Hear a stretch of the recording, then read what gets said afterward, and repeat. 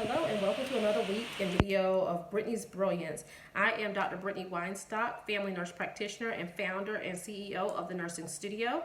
You know, each week I come to you with videos to provide you with tips and topics to cover to help you with preparation for nursing, NP boards, and practice, okay? So this week we're talking about how to study. This is another question that I get so often on how to study, how long should you study, what should you study, etc. So I always say allow yourself at least 2 to 3 months to study. You need to break down your content by system. So don't just jump around. Don't get yourself with multiple resources where you're so overwhelmed because you have 4 and 5 books that you're trying to look at and cover multiple resources. Now you're overwhelmed. You're not retaining anything. You're spending all this time flipping from one resource to another, correct? So you find your resource that you can utilize that is going to be a strong resource to get your content. And then you find another resource that's going to help you to listen to it and retain it after you have looked at your actual content and have a firm foundation on the system that you are currently reviewing, okay? So again, you want to go by system. So as you're studying by system, I want you to look at, say we're covering cardiology. You are going to cover cardiology in its entirety. I want you to review it. I want you to write it out. And then I want you to listen to it so that you are getting that in 3 different ways and you are retaining the content.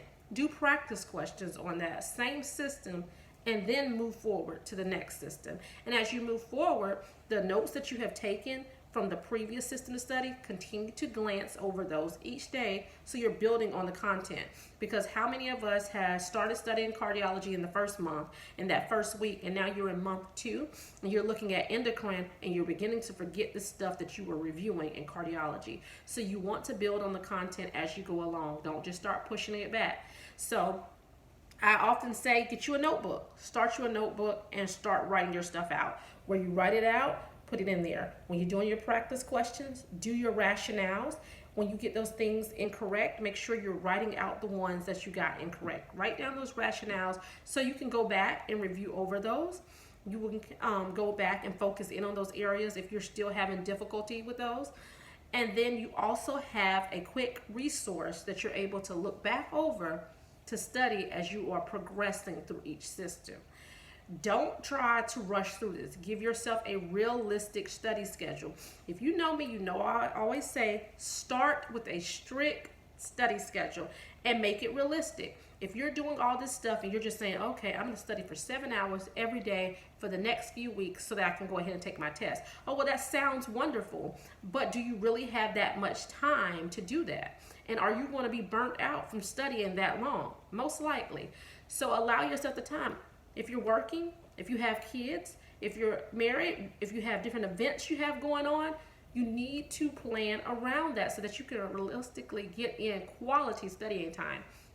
You know, I tell you, put your stuff out the night before. If you're going to study cardiology in the morning, have your book out at your desk where you're going to study the night before so that when you get up to study, that you are already prepared. You can go sit down and you can start right there and utilize that hour of time to focus in on specifically what you said you were going to focus in on. Take your notes and then take a break. Then maybe tomorrow, go back over it, do some practice questions on that day. Don't try to overwhelm yourself with tons of resources or overstudying for a lengthy amount of times that you're getting burnt out and you're not retaining the information, because at this point you're just wasting time. So make sure that you are setting yourself up for quality review time. And I know that it can get tiring, but you need to give yourself the opportunity to get it done. If you study better first thing in the morning before everything goes on, then that's when you need to do it so you can be fresh and give yourself what you truly need to retain this content. So let's start from the top. You want to create a strict study schedule, allowing yourself about 2 to 3 months to cover the content, broken down in smaller increments so you're not overwhelmed and just feeling overloaded with the content. Allowing yourself time to look at it, review it, and to go on to the next thing. Remembering to study system by system, making sure you complete the system with reviewing the content with a substantial source, looking and writing it down to interact and learn the content, and then listening to it so you're hearing it as well to review it. Do your practice questions with those, and as you do practice questions, make sure that you review the rationales to understand why you have it correct or why you have it incorrect.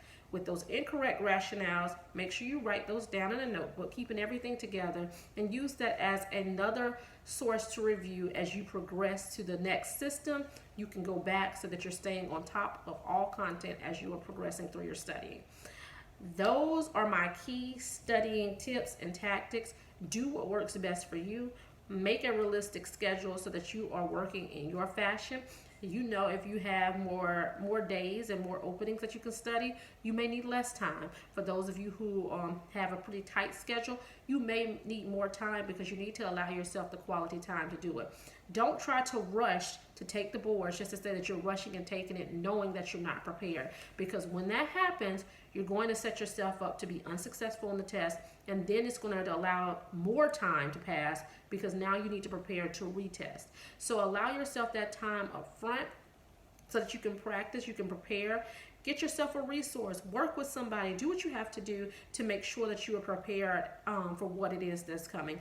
Know what type of test you're taking, know the question styles, pick the one that works best for you.